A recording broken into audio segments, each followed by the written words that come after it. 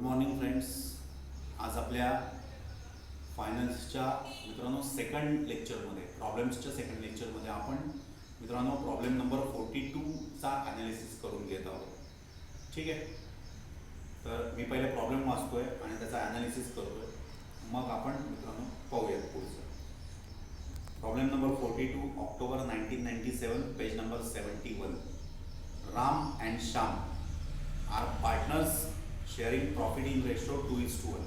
राम आणि श्याम दोघं पार्टनर्स आहेत आणि दोघं प्रॉफिट शेअर करतायत 2:1 रेशोमध्ये. याचा अर्थ काय झाला मित्रांनो? याचा अर्थ असा झाला, उद्या 3 रुपये प्रॉफिट झाला, त्यातले 2 रुपये रामला मिळतील आणि 1 रुपया श्यामला मिळेल. ठीक आहे. मग आता नेहमीप्रमाणे पहिल्यांदा आपले ॲनालिसिस ओपनिंग स्टॉक. मित्रांनो आपण आता शिकलेलो आहोत. आता हे आपल्याला एक्सप्लेनेशन्स पटापट जमतील. ओपनिंग स्टॉक आपण कुठे लिहिणार? ट्रेडिंग अकाउंटच्या डेबिट साईडला. आपली ॲसेट आहे, त्याचा बॅलन्स डेबिट असतो. परचेसेस मित्रांनो आपला कोणता एक्सपेन्स आहे? डायरेक्ट एक्सपेन्स आहे. मित्रांनो कुठे लिहिणार आपण परचेसेस? ट्रेडिंग अकाउंटच्या डेबिट साईडला, ओपनिंग स्टॉकच्या खाली. वेजेस आपण कोणाला पेड करतो मित्रांनो? वेजेस आपले वर्कर, प्रोडक्शन लाईनवर काम करणाऱ्या वर्करला पेड केला जातो. म्हणजे परत तेच लॉजिक की वेजेस आपले डायरेक्ट एक्सपेन्स आहेत, कुठे येतील मित्रांनो? ट्रेडिंग अकाउंटच्या डेबिट साईडला. पुढे आहे मित्रांनो कॅरेज इनवर्ड. आता कॅरेज इनवर्ड कोणता कॅरेज म्हणजेच कोणता ट्रान्सपोर्टचा खर्च आहे? परचेसच्या वेळेस पेड केलेला कॅरेज इनवर्डचा खर्च आहे. म्हणजे तो कुठे येईल मित्रांनो? आपला ट्रेडिंग अकाउंटला. डायरेक्ट एक्सपेन्स आहे ट्रेडिंग अकाउंटच्या डेबिट साईड. पुढे आहे मित्रांनो इलेक्ट्रिसिटी अँड इन्शुरन्स. पुढे काय आहे मित्रांनो? Electricity and insurance. मला सांगा कोणता एक्सपेन्स असेल आपला? इलेक्ट्रिसिटी. डायरेक्ट का इनडायरेक्ट? अर्थातच इनडायरेक्ट. याचा प्रोडक्शनशी काहीच संबंध नाही, इन्शुरन्स वगैरे. मित्रांनो हा एक्सपेन्स आपला जाईल इनडायरेक्ट एक्सपेन्स म्हणजे प्रॉफिट अँड लॉस अकाउंटला. Return inward. आता या ठिकाणी थोडंसं तुमचं कन्फ्युजन होईल. रिटर्न इनवर्ड म्हणजे काय? थोडंसं लॉजिकली जा. रिटर्न इनवर्ड याचा अर्थ काय झालं? रिटर्न आले. रिटर्न येतात कोणते? जे आपले सेल्स झालेले असतात ते रिटर्न येतात आपल्याला. म्हणजे हा रिटर्न इनवर्ड हा सेल्स रिटर्नचा सिमिलर वर्ड आहे. सेल्स रिटर्न असतील म्हणजेच रिटर्न इनवर्ड. आपण काय करणार? सेल्समधून मायनस. रिटर्न इनवर्ड सेल्समधून मायनस. सॅलरीज आपला कोणता एक्सपेन्स आहे मित्रांनो? Office and administration department. Indirect expense आहे. कुठे येईल मित्रांनो? Profit and loss account. Bad डेप्ट मित्रांनो आपला कोणता एक्सपेन्स आहे? बॅड डेप्ट आपल्या selling and distribution department. Selling and distribution डिपार्टमेंटचा खर्च आहे, बरोबर ना? आपण मित्रांनो उधारीवर दिले आणि पैसे बुडाले, दॅट इज बॅड डेप्ट. सेलिंग अँड डिस्ट्रीब्युशन डिपार्टमेंटचा एक्सपेन्स आहे. म्हणजेच तो आपला कोणता एक्सपेन्स झाला मित्रांनो? Indirect expense. कुठे येईल मित्रांनो तो? Profit and loss account. Bills receivable. मित्रांनो बिल्स रिसिवेबल आपल्या बिझनेसची काय झाली मित्रांनो? ॲसेट झाली. Bills receivable. आपल्याला रिसिवेबलचे पैसे काय करायचे आहेत? घ्यायचे आहेत. पैसे येणार आहे आपल्याला, म्हणजे मित्रांनो ती आपल्या बिझनेसची काय झाली? ॲसेट झाली. करेक्ट मित्रांनो.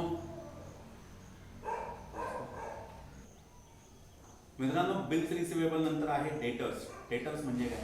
आपण ज्यांना आपले गुड्स क्रेडिटवर सेल केलेले आणि त्यांच्याकडनं पैसे यायचे बाकी आहेत, आपली काय झाली? ॲसेट. बिल्डिंग आपल्या बिझनेसची काय झाली? ॲसेट. बॅलन्स शीटच्या ॲसेट साईडला. Travelling expense. मित्रांनो ट्रॅव्हलिंग एक्सपेन्स आपल्या बिझनेसचा कोणता एक्सपेन्स आहे? ट्रॅव्हलिंग एक्सपेन्स आपल्या सेलिंग अँड डिस्ट्रीब्युशन डिपार्टमेंटचा एक्सपेन्स आहे. तर मित्रांनो तो कुठे येईल मित्रांनो? आपल्या प्रॉफिट अँड लॉस अकाउंटच्या डेबिट साईडला. पुढे आहे मित्रांनो कॅश ॲट बँक. पुढे काय आहे? Cash at bank. Cash at bank मित्रांनो आपल्या बिझनेसची काय झाली? ॲसेट. तर कॅश ॲट बँक सुद्धा मित्रांनो पुढे येतील बॅलन्स शीटच्या ॲसेट साईडला. त्याच्यानंतर आहे प्रीपेड इन्शुरन्स. मित्रांनो प्रीपेड इन्शुरन्स लक्षात घ्या, इन्शुरन्स हा आपला एक्सपेन्स आहे. नुसता इन्शुरन्स असेल ना तर तो आपला इनडायरेक्ट एक्सपेन्स झाला, प्रॉफिट अँड लॉसला येईल. पण प्रीपेड इन्शुरन्स आहे याचा अर्थ हा प्रीपेड एक्सपेन्स झाला. प्रीपेड एक्सपेन्स आपला मित्रांनो ॲसेटचा पार्ट आहे.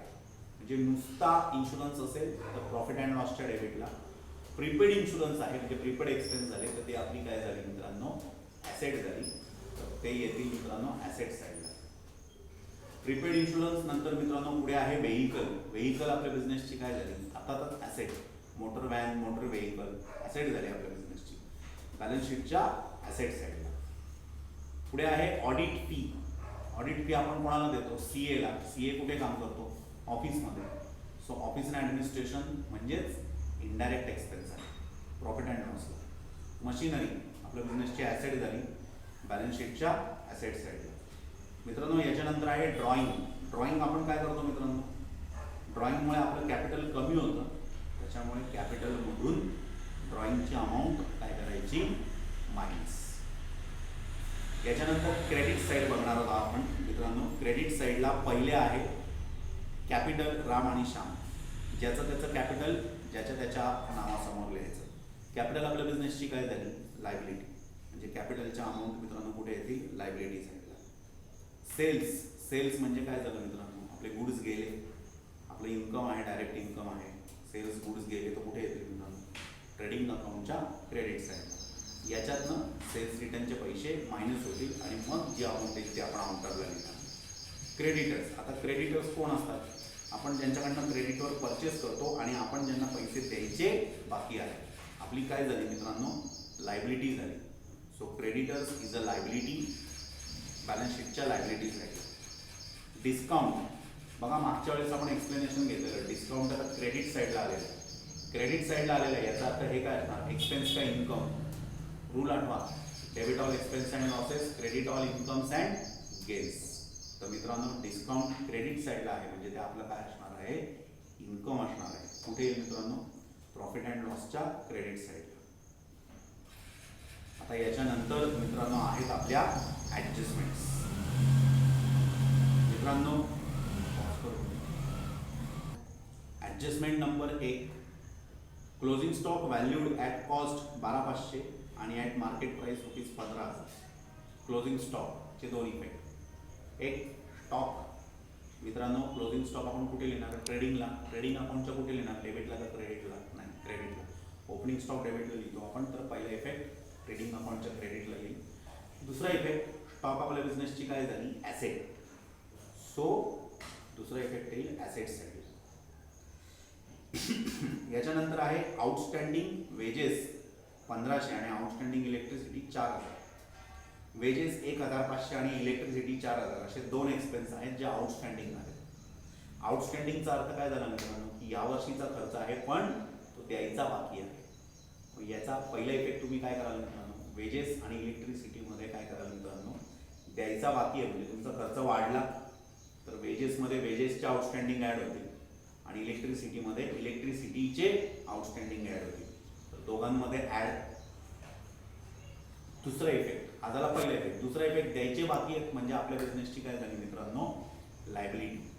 सो त्याचा दुसरा इफेक्ट, दोघांचा दुसरा इफेक्ट येईल मित्रांनो बॅलन्स शीटच्या लायबिलिटी साईडला. त्याच्या पुढे आहे मित्रांनो डेप्रिसिएट बिल्डिंग आणि मशिनरी. आता बिल्डिंग आणि मशिनरीचं डेप्रिसिएशन आहे, ॲसेट तेवढ्या किमतींनी काय झाल्या, कमी झाल्या. सो दोघांचा पहिला इफेक्ट काय येईल, डेप्रिसिएशन. मशिनरी आणि बिल्डिंगमधून तेवढी अमाऊंट काय करायची, मायनस. आणि डेप्रिसिएशन आपला इनडायरेक्ट एक्सपेन्स आहे, तो त्याचा दुसरा इफेक्ट पुढे येईल प्रॉफिट अँड लॉस अकाउंटच्या डेबिट साईड. पुढचं नीट आहे का, थोडासा अवघड इफेक्ट आहे. Goods destroyed by fire 6,000, insurance company admitted claim ₹5,300. आता ना याच्यामध्ये टोटल दोन अमाऊंट दिलेले आहेत पण याच्यामध्ये 3 अमाऊंट येतात actually. Goods destroyed by fire 6,000, insurance claim admitted 5,300, म्हणजे ₹700 काय झाला आपला लॉस. 6,000चे गुड्स गेले ट्रेडिंग अकाउंटच्या क्रेडिटला, क्रेडिट वॉट गोज आउट. इन्शुरन्सचे पैसे 5,300 भेटायचे बाकी आहेत म्हणजे ते भेटलेले नाही आहे, म्हणजे आपल्या बिझनेसची काय झाली, ॲसेट. म्हणजे ॲसेट साईडला 5,300 इन्शुरन्स क्लेम रिसिवेबल आणि ₹700 आपला काय झाला लॉस. या लॉसचा प्रोडक्शनशी काही संबंध नाही, म्हणजे हे ₹700 तुम्ही कुठे लिहिणार, प्रॉफिट अँड लॉस अकाउंटच्या डेबिट साईड. परत लक्षात घ्या, 6,000चे गुड्स गेले ट्रेडिंग अकाउंटच्या क्रेडिटला, 5,300चे इन्शुरन्सचे पैसे भेटणार आहेत, भेटलेले नाही आहेत, म्हणजे इन्शुरन्स क्लेम रिसिवेबल ॲसेट साईडला.